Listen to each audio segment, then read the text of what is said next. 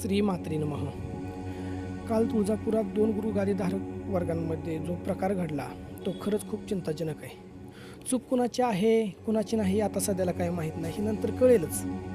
परंतु एक गोष्ट बोलायची आहे मला, की आपण सगळे शाक्त संप्रदाय आहेत जो देवीची उपासना करतो. तिच्या प्राप्तीसाठी आपण आयुष्यभर झगडणार आहोत, तिच्या प्राप्तीसाठी आयुष्यभर आपण तडपडणार आहोत, तिची भक्ती करणार आहोत. हे आपण आपल्या जीवनाशी आपण गाठ बांधून राहिलेलो आहे आणि त्यानुसार आपण तिची सेवा उपासना साधना करत असतो. मग असं असताना आपण शाक्त संप्रदाय असताना एक देवी उपासक असताना खरंच त्याच भगवतीच्या दारामध्ये त्याच भगवतीच्या दरबारामध्ये हे कृत्य आपल्या हाताने घडायला पाहिजे होतं का, हा विचार केला पाहिजे.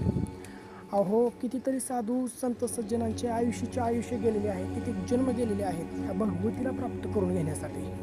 आणि त्याच भगवतीच्या कृपेने आपल्याला हा माणसासारखा दुर्मिळ जन्म आपल्याला प्राप्त झाला आहे. तो कशासाठी, तर तिच्या प्राप्तीसाठी. मग खरंच आपण काय केलं पाहिजे? तिच्या दरबारात गेलो आहे तर सगळे एका घरातले असल्यासारखे, भावा बहिणीसारखे असल्यासारखे आईसाहेबांची उपासना सगळ्यांनी मिळून केली पाहिजे. तिला आळवलं पाहिजे, तिला शरण गेलं पाहिजे. का तिच्याच दारामध्ये जाऊन एकमेकांचं वैर तिथं काढलं पाहिजे. ह्या गोष्टीसुद्धा आपण बघितल्या पाहिजेत.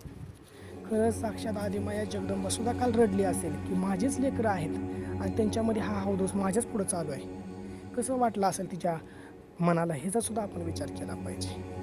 खरंच माणसाचा जन्म हा पुन्हा नाही, त्यामुळं हा जन्म वैर पाहुण्यांमध्ये घालवण्यापेक्षा तिच्या सेवेमध्ये घालवला पाहिजे. तिच्या पायाची धूळ बनून राहिलं पाहिजे. आपण कुठंतरी कमीपणा आपण घेतला पाहिजे.